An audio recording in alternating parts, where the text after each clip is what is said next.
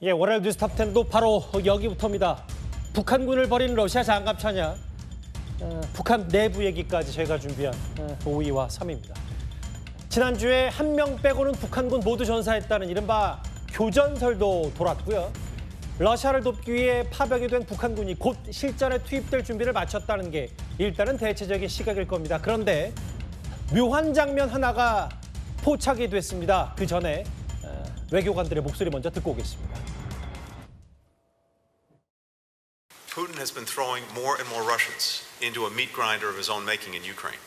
Russia's been suffering some 1,200 casualties a day in the east, more than at any other time during the war. Є в них там різні задачі. Є задача штурмувати посадку. Вони відпрацьовують її. Там є задача вилазку в тил робити. Вони її відпрацьовують. А вже робота на місцевості, тобто, щоб вони розуміли місцевість, розуміли, які задачі їм будуть ставити, і розуміли, як співпрацювати з підрозділами ЗС РФ. 지금부터 먼저 영상으로 만나볼 건 묘한 장면 하나가 있습니다. 북한군으로 추정되는 보병들이 장갑차를 타고 우크라이나의 진지에 돌격하는 그 영상이 새롭게 공개가 된 겁니다. 이 SNS 영상인데요. 러시아군의 장갑차 세대. 그런데 이현정 의원님, 제가 묘하다고 표현을 들은 게 저렇게 보병 3명, 지상군 3명만 남겨둔 채 철수하는 모습. 이것 때문에 여러 가지 해석들이 어제 오늘 많이 나왔었습니다. 그렇죠. 지금 북한군들이 과연 우크라이나전에서 어떤 역할을 하는지가 아마 국민적 관심사일 텐데요. 지금 일단 우크라이나 측에서 공개한 영상이기 때문에 아직 진위 여부는 좀 더 확인을 해봐야 될 것 같습니다. 그렇죠. 저게 나오는 일단 이 병사들이 과연 이 러시아군인지 아니면 북한군인지 이것도 좀 더 확인해 봐야 될 것 같은데요. 지금 보시면 알겠지만 이 개활지에서 이 현재 장갑차 세대가 이동을 하고 있습니다. 그 장갑차에는 이제 군인들을 태우고 이동을 하고 있죠. 그리고 앞쪽 장갑차에는 이제 포격을 하는 장면이 있습니다. 근데 뒤에서 장병들이 내려서 가려고 그러는데 우왕좌왕하고 있어요. 계속 그 주변을 이제 맴돌지 않습니까? 예. 적진을 향해서 뭔가 가야 될 텐데 그렇지 않은데 문제는 저렇게 장갑차가 이제 떠나버리면서 저걸만 따라가는 그런 영상이 지금 비춰진 거거든요. 저걸로 볼 때는 상당히 이게 서로 간에 어떤 사인이 안 맞았든지 아니면 훈련이 되지 않았던 장병들이 뭔가 우왕좌왕한다든지 그러게요. 또 저 장병들이 보면 지금 전투하자고 하는 그런 모습은 아닌 것 같아요. 만약에 저 정도 지역이라면 만약에 우크라이나군의 저격병들이 아마 쏴서 아마 사살할 수도 있을 그런 상황 같습니다. 저 영상을 보면 은폐 불가능할 정도도 탁 트인 너른 그렇죠. 개활지잖아요. 우리가 지금 우크라이나전이 지금 주로 드론전으로 이루어진다는 이야기는 했습니다만은 그 지역적 특성이 산악지대가 아니라 평지이기 때문에 멀리서도 지금 병사의 모습이 확인되는 거 아니겠습니까? 예. 그렇기 때문에 이게 어떤 만약에 북한군이라고 그러면 처음에 우리가 예측했던 대로 총알바지로 간 게 아니냐 뭐 그런 의혹들을 좀 더 확인시켜 줄 수 있는 영상이 아닌가 싶습니다. 저렇게 보면 보병들, 지상군들이 대열을 제대로 갖추지 못하고 저렇게 우왕좌왕 왼쪽으로 갔다 오른쪽으로 갔다는 모습. 그리고 바로 저렇게 내려주고 철수를 하는데 일단 추정되기로는 우크라이나 매체의 주장은 저게 북한군이라는 겁니다. 군사 전문가이신 김대영 의원님. 저걸 보면 정말 의사소통의 문제인지 아니면 실제로 보통 장갑차를 내렸을 때 저런 장면들이 보통의 군인들은 종종 연출이 되는지 어떻게 받아들이세요? 저는 사실 저 영상을 보면서 느낀 것 중에 하나가 이게 단순히 언어 소통의 문제를 넘어서 더 큰 문제가 있다.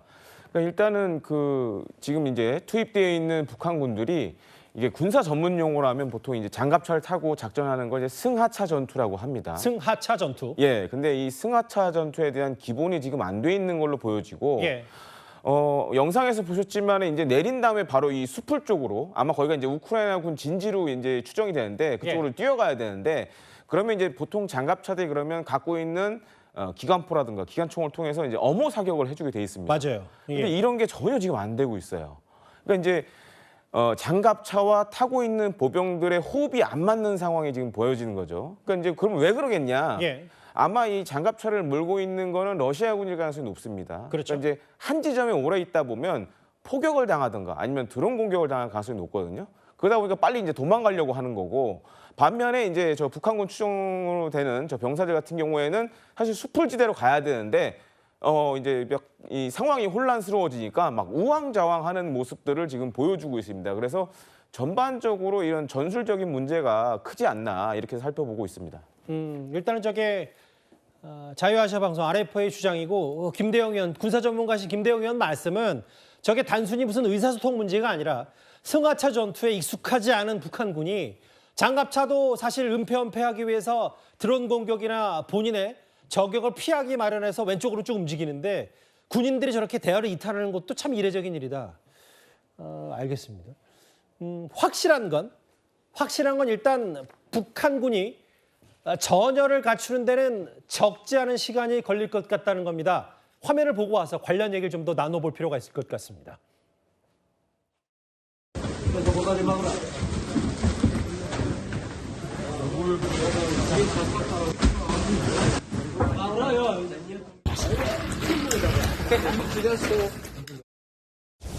Should DPRK's troops enter Ukraine in support of Russia, they will surely return in body bags.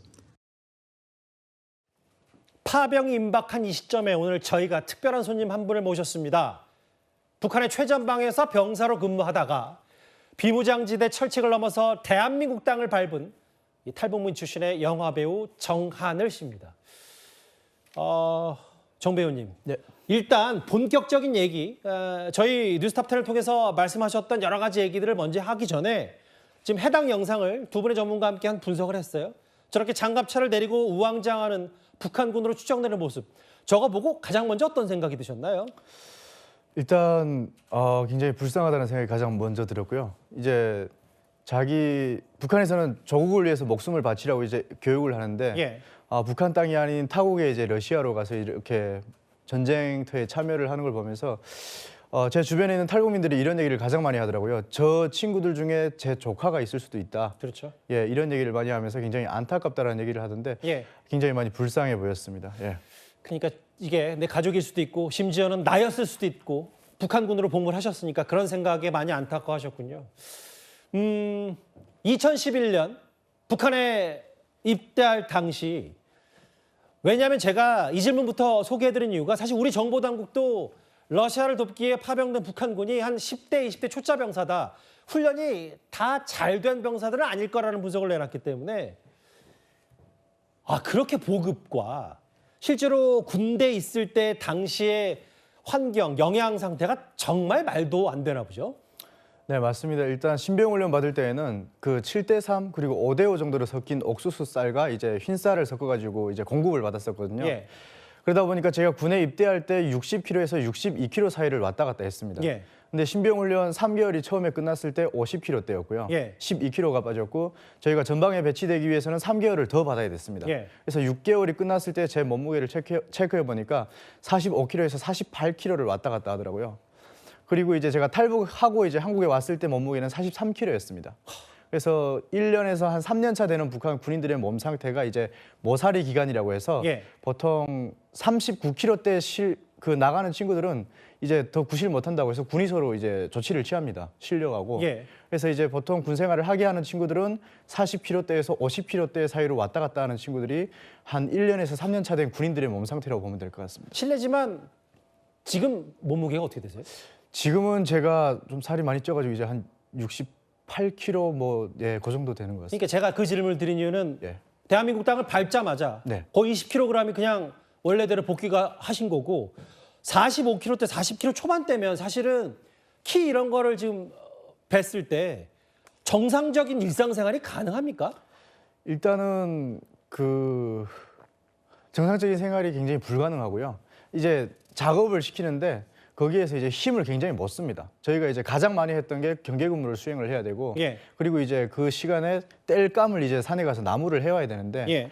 그걸 해가지고 오는데 군인들이 이제 굉장히 이 힘에 부치니까 한 5분 정도 걷고 나무를 내려놓고 좀 쉬기도 하고 그랬던 기억이 있고요. 예. 경계 근무 서는 시간에는 무기를 메고 있는 것도 좀 힘들어가지고 무기를 보통 내려놓고 이제 경계 근무를 섰던 기억이 있습니다. 아까 모살이라고 했던 게 북한 말로 이제 우리나라로 치면 이제 모내기 해서 이제 막 그 신병을 뗀 한 3, 4년 정도 있으면 본인이 이제 북한군으로서 역할을 하는 거고 네. 3, 4년 차 됐을 전까지만 해도 군인으로서 몸무게도 적고 영양을 공급받지 못하기 때문에 그런데 지금 파병된 북한 군인들이 대부분 초짜 병사라니까 그게 좀 더 걱정된다는 말씀이신 거잖아요. 그렇죠. 이제 그 친구들은 뭐 제가 이제 영상 속에서 본 북한 친구들의 몸 상태가 그렇게 좋아 보이지는 않았습니다. 예. 그래서 처음에는 북한군 특수부대를 이제 파병으로 보냈다고 해서 예. 이제 정예부대로 인원들을 차출해서 이제 보낸 줄 알았는데 그게 아니라 한 개 여단을 이제 지목해서 보낸 걸로 이제 보이더라고요. 예. 왜냐하면 30~40%의 군인들의 몸 상태는 여전히 안 좋기 때문에 그래서 그 영상을 보면서 이제 군인들의 몸 상태를 보면서 좀 가늠을 할 수가 있었습니다. 그러니까 전투력이 있는 사람들을 그 각 부대별로 누구누구 잘하니까 쪽쪽 뽑은 게 아니라 네. 그냥 통째로 한 개 여단을 드러내듯이 잘하고 못하고를 떠나서 네, 맞습니다.